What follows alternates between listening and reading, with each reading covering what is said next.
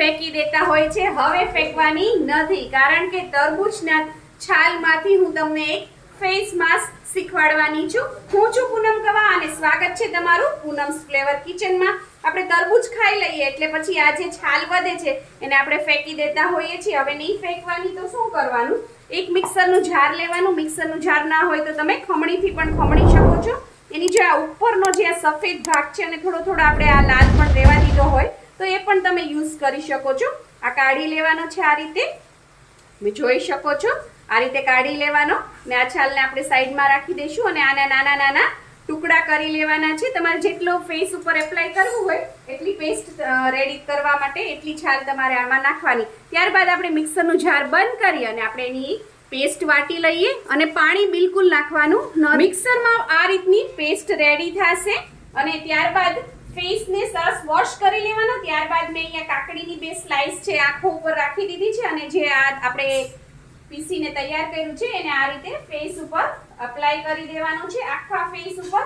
અને તમને આ રીતનું ન ગમતું હોય આ ક્રશ તો તમે આનું જ્યુસ પણ કાઢી શકો છો. ગળણીથી અથવા તો કોઈ રૂમાલ વડે તમારે એનું જ્યુસ કાઢી લેવાનું અને રૂના પોતાના મદદથી તમે આખા ફેસ ઉપર તમારે એપ્લાય કરી દેવાનું. આ રીતે તમે જોઈ શકો છો. અત્યારે ખૂબ જ ગરમી પડે છે, તાપ પડે છે, એના લીધે સ્કિન છે ડેમેજ થઈ જતી હોય છે, ટેન થઈ જતી હોય છે, કાળા કાળા ચાઠા પડી જતા હોય છે, ચામડી છે કોરી થઈ જતી હોય છે, સુકાઈ જતી હોય છે. તો એના માટે આ બેસ્ટ છે. આનાથી ખૂબ જ ઠંડક મળશે ચામડીને, તમારે કાળાશ દૂર થઈ જશે, સ્કિન એકદમ ગ્લો કરશે અને ચામડી છે એક હાઇડ્રેટ થઈ જશે, એકદમ ફ્રેશ ફીલ કરશો તમે. આપણે પાર્લરમાં જઈ અને મોંઘા આપણે ફેશિયલ કરાવતા હોય છે, ફ્રૂટ મસાજ કરાવતા હોઈએ છીએ, એ તમને ઘર બેઠા તમને ફ્રીમાં, એકદમ ફ્રીમાં જે વસ્તુ આપણે ફેંકી દઈએ છીએ એનો યુઝ કરીને આપણે કરીએ છીએ.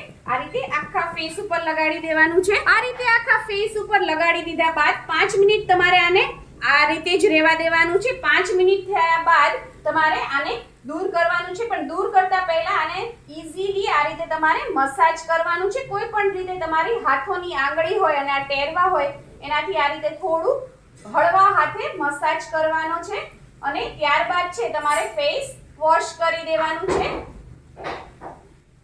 અને ડ્રાય કરવાની જરૂર નથી, સુકાવા દેવાની જરૂર નથી. આ પેકને તમે હાથ ઉપર પણ એપ્લાય કરી શકો છો. હાથને પણ સરસ ધોઈ લેવાનો અને ત્યારબાદ આ રીતે એનો પલ્પ અથવા તો જ્યુસ કંઈ પણ લઈને એને હળવા હાથે આ રીતે મસાજ કરવાનું છે અને 5 મિનિટ સુધી એને છોડી દેવાનું છે.